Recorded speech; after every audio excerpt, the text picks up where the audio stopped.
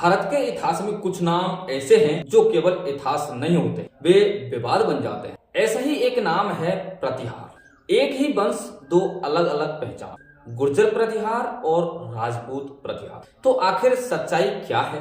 क्या प्रतिहार गुर्जर थे या वे राजपूत थे? यह इतिहास की कहानी इससे कहीं ज्यादा जटिल है। इस प्रश्न को उत्तर पाने के लिए हमें सबसे पहले समय को समझना होगा। हम बात कर रहे हैं लगभग 8वीं से 10वीं शताब्दी की। यह वह समय था जब उत्तर भारत में एक बड़ी शक्ति उभर रही थी, प्रतिहार साम्राज्य। प्रतिहार साम्राज्य का उदय, प्रतिहार वंश का उदय गुर्जर क्षेत्र से जुड़ा माना जाता है। इस समय पश्चिम भारत में एक क्षेत्र प्रसिद्ध था, गुर्जर देश या गुजरात, आज का राजस्थान और गुजरात का हिस्सा। उस समय इसी नाम से जाना जाता था। इसी क्षेत्र से एक शक्तिशाली वंश उभरा, प्रतिहार। गुर्जर प्रतिहार नाम क्यों? कई अरब यात्रियों और इतिहासकारों ने इस वंश को कहा गुर्जर प्रतिहार। इसका सीधा अर्थ था गुर्जर क्षेत्र का प्रतिहार शासक। लेकिन यहीं से एक बड़ा भ्रम शुरू होता है। क्या इसका जवाब यह है कि प्रतिहार गुर्जर? इतिहासकारों की पहली राय, कुछ इतिहासकार मानते हैं कि प्रतिहार शासक वास्तव में गुर्जर मूल के थे, इसलिए उन्हें गुर्जर प्रतिहार कहा गया। अरबी स्रोतों में इस साम्राज्य को गुर्जरों का शक्तिशाली राज्य बताया गया है। दूसरी ओर राजपूत परंपराएं बताती हैं कि प्रतिहार अग्निकुल राजपूतों में से एक थे, जबकि ये परंपरा है, यानी वही परंपरा जो चौहान, परमार और सोलंकी से जुड़ती है। इस आधार पर प्रतिहारों को राजपूत वंशों में गिना जाता है। तीसरी और सबसे संतुलित समझ अब आता है कि इतिहास का सबसे महत्वपूर्ण निष्कर्ष, आधुनिक इतिहासकारों का मानना है कि एक प्रतिहार एक राजनीतिक राजवंश था जिसका संबंध गुर्जर क्षेत्र से था और समय के साथ यह वंश राजपूत पहचान में शामिल हो गया। इसका मतलब क्या हुआ? इसका मतलब यह है कि शुरुआत में प्रतिहार गुर्जर क्षेत्र की शक्ति, बाद में प्रतिहार राजपूत वंश परंपरा का हिस्सा। नागभट्ट और शक्ति का विस्तार।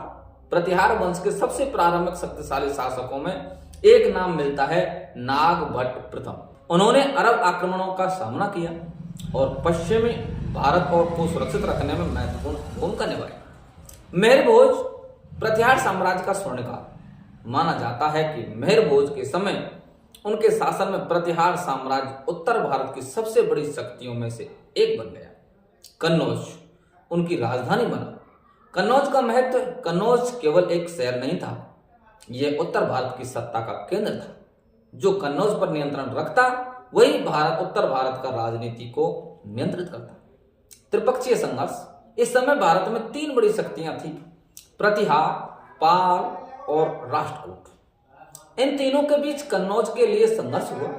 इसे इतिहास में कहा जाता है त्रिपक्षीय संघर्ष। प्रतिहार शक्ति का चरम। इस संघर्ष में प्रतिहारों ने कई बार अपनी शक्ति का प्रदर्शन किया। उनका साम्राज्य राजस्थान, गुजरात, मध्य भारत और उत्तर भारत तक फैला। पतन की शुरुआत, लेकिन हर साम्राज्य की तरह प्रतिहार शक्ति भी धीरे धीरे कमजोर हुई। कारण थे आंतरिक संघर्ष, क्षेत्रीय विभाजन और नई शक्तियों का उदय। पहचान का परिवर्तन। अब यहां आता है सबसे महत्वपूर्ण मोड़।